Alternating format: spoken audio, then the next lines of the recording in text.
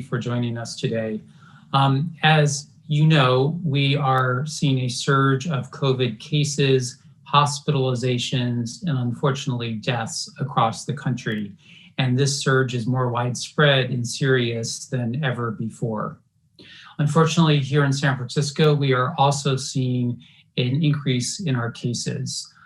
We are in a surge that has the potential to overwhelm our local healthcare system, further reverse our reopening, and force us back to shelter in place. Unfortunately, here in San Francisco, we are also. And while we have taken some actions to negate the increase in cases, such as halting indoor dining and non-essential office use, our local healthcare system, further reverse our reopening, and force us back to shelter. We need to enter this holiday week with a sense of urgency and commitment to stopping the spread of the virus. To negate the increase in cases, such as so let's look at some data. Non-essential office use, local healthcare system, further reverse our. Could we have the first slide, please? To shelter. We need to enter this holiday week with a sense of urgency and commitment to stopping. So as you can see on this slide, since the beginning of October, we have experienced a steep increase in our rate of cases. This shows how quickly the virus is spreading throughout our city. Importantly, this rate of increase is higher than we experienced during our summer surge of cases. Next slide. As this slide shows, during the week of October 12th, we had 217 people diagnosed with COVID-19. Look at the increase in our total number of cases over the next few weeks. For instance, the week of November 16th, we had 768 newly diagnosed cases of COVID-19 in San Francisco. If we continue on this trajectory, a nearly quadrupling of cases over a month, our healthcare system could soon be struggling to deal with the burden of the virus, and we will have many more people in the hospital and diagnosed with COVID-19. Yesterday, the state issued a limited shelter-in-place order for those counties in the most restrictive reopening color tier, purple. This limited shelter-in-place order requires that non-essential work, movement, and gatherings stop between 10 p.m. and 5 a.m. And I think we can take the slide down. Thank you. San Francisco is currently assigned to the red tier, a tier down from purple, and not immediately impacted by the order. However, our current case rate, as you just saw on the last slides, place us on the trajectory to be in the purple tier, potentially as early as Sunday. At that point, we will need to abide by the state's shelter-in-place order. And if and when we are assigned to the purple tier, additional reopening rollbacks will be required by the state, including closing indoor gyms, indoor museums and movie theaters, and houses of worship. We will also have to further limit capacity in retail outlets. Now, just 3 weeks ago, we were in the state's least restrictive tier, yellow. And now we are on track to be in the most restrictive tier, purple. This is indicative of how fast this virus is spreading in our city. But we can change the course of this surge. Our individual actions can flatten the curve. We have done this twice, and we can do it again. After all, we are San Francisco, and we have shown the country how to fight COVID. Let's show them once again. We are heading into Thanksgiving week, one of the most highly traveled weeks of the year in normal times. But let me be clear, this year, do not travel. Stay at home with your immediate household. Now, I know we've had a very long spring and summer, and the temptation to gather is high at this time of year. But our actions now will dictate what happens this winter. Do not gather, especially indoors, and do not use testing to determine whether you can travel or visit with people outside of your immediate household. Remember, and I can't emphasize this enough, people who test negative can still harbor the virus if they are earlier in their infection, or if they are exposed to the virus after the test. That is why people exposed to the virus must quarantine for 14 days. A negative test should not be the excuse to put yourself or others at risk. Let's find ways to gather remotely. Zoom, Teams, social media, calls.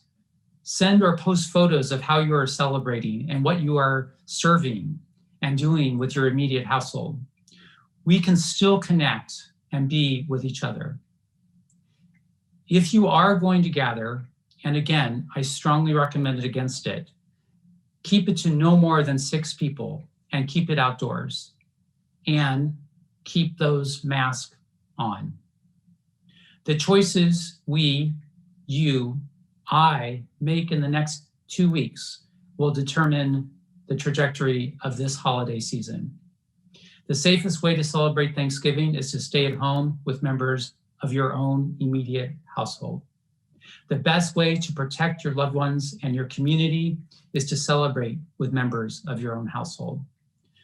Do not turn your holiday celebration into a spreader event. Let's work together to flatten the curve again. Remember, we know how to slow the spread of this virus.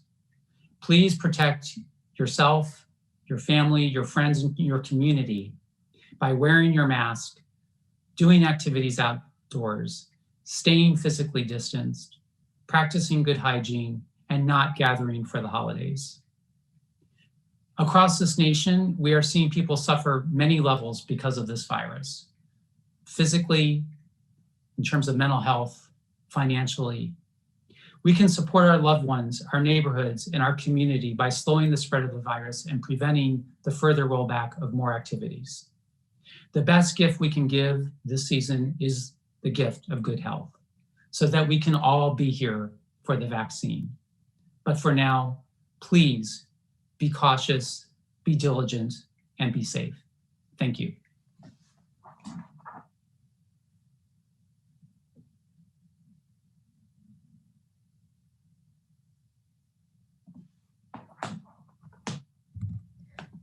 Thank you, Dr. Colfax, for your remarks. We will now begin the Q&A portion when you're ready. Yes, I'm ready. Thank you. Okay, your first question comes from Joshua Sabatini with San Francisco Examiner. If San Francisco moves to the purple tier on Sunday, as you forecast, when would the curfew have to go into place? So we are getting clarification from the state on that, but it would be relatively soon after if we are moved into the purple tier by the state. And I just want to be clear that we do not have, we're not absolutely confident that that would happen this Sunday. It could happen as quickly as Sunday, but soon after that, and we can confirm this, but I believe it's within 48 hours that we would need to implement the curfew. Thank you. The following questions are from Kathy Novak with KCBS. Can you talk about how a 10 p.m. to 5 a.m. curfew helps to slow the spread? Well, I think we know that, unfortunately for the last 10 months now, we know that the more activity there is across a region, the virus spreads more quickly. So I think that the goal of a curfew is to decrease activity and therefore to decrease the spread of the virus. And perhaps, a curfew would help prevent more people from activity, particularly in the late hours of the night where more high risk activity may occur. I think it's important to emphasize this is a state determined curfew, and we will need to follow that if we go into the purple tier, like many of the other counties in the region are doing. Thank you. As a follow-up, is there data to show that gatherings and/or activities during this time are a significant factor in the surge in San Francisco? Well, we know, again, we know from the science, data, and facts that the more people gather in close settings, in close quarters, the more transmission occurs.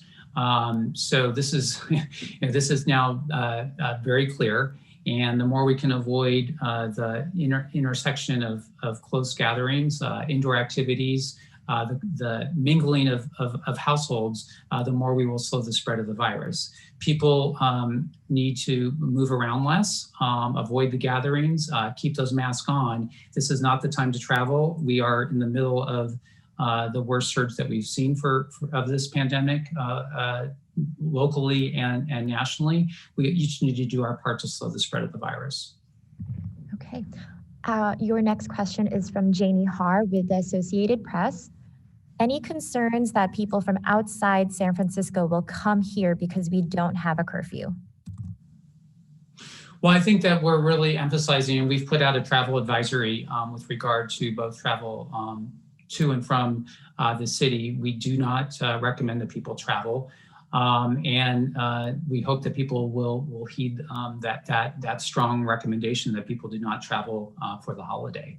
We know that, again, the more people travel, the greater the risk is of the spread of the virus. And we are in this third surge. There's no question now. This is not a matter of if it will happen. It is happening. And we've had great news on the vaccine front recently, but we need to ensure that people are here for the vaccine. And that means that we still need to take precautions.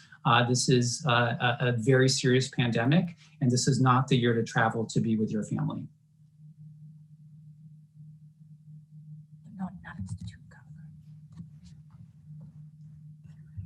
Okay, your next question is from Heather Knight with San Francisco Chronicle. Why have cases spiked so much in the past few weeks? What is the behavior, business types, or event types fueling the surge? Yes, I appreciate the question. We don't have the level of precision to say, that this one activity versus, another specific activity has fueled the spread. I think what is clear, though, as we've seen in our last two surges, is people become more complacent when number of cases go down in the city. I know, San Franciscans are watching our numbers very carefully, and consciously or subconsciously, I think it's human behavior when things are not as serious that people may back down. Significant numbers of people may back down on precautions. And we've also, remember, we've also opened up quite a few activities since we were taken off the state watch list in September. And we've always said, as we open up more activities, there is a greater risk of transmission of the virus. So it's not unexpected that we would have some more cases, but I think what's really important here is that curve, that steep slope of increasing cases. So we are being as responsive as we are being responsive to that increase and reducing the higher risk activities that we had reopened. And again, if we go into the purple tier, we will have to do that further. Thank you. Your next question is from Aaron Alday, also with the San Francisco Chronicle. Can you share a forecast for COVID hospitalizations in San Francisco? So our reproductive rate is above 1 now in terms of the propagation of the virus across the city. If our numbers continue to go up at this rate, we could conceivably have hundreds of people in the hospital by late December, early January, according to our modeling. That is also consistent with what we saw during the summer surge. So we are on track now to exceed the hospitalizations that we've had in the prior surges, unless, again, we flatten the curve again for a third time. So we know how to do it. I'm hopeful that we can do it. But if this trajectory continues, we will be in a situation where hundreds of people in San Francisco could be hospitalized for COVID-19, which is why we are emphasizing that everyone needs to do their part, particularly with regard to the holiday season, and particularly with the fact that we've been living with this pandemic for 10 months now. But this virus spreads very quickly, and we've got to do everything we can to flatten the curve and slow the spread of the virus so that we minimize as much as possible that hospital surge that, again, we are seeing across the country, hospital systems getting overwhelmed. So far, we've avoided that here in San Francisco, which is why we've had such relative success in terms of morbidity or mortality, but it is entirely plausible that unless we slow the spread of the virus, we could be there. This concludes today's press conference. Thank you, Dr. Colfax, for your time. Thank you. Be safe, everyone. Bye-bye.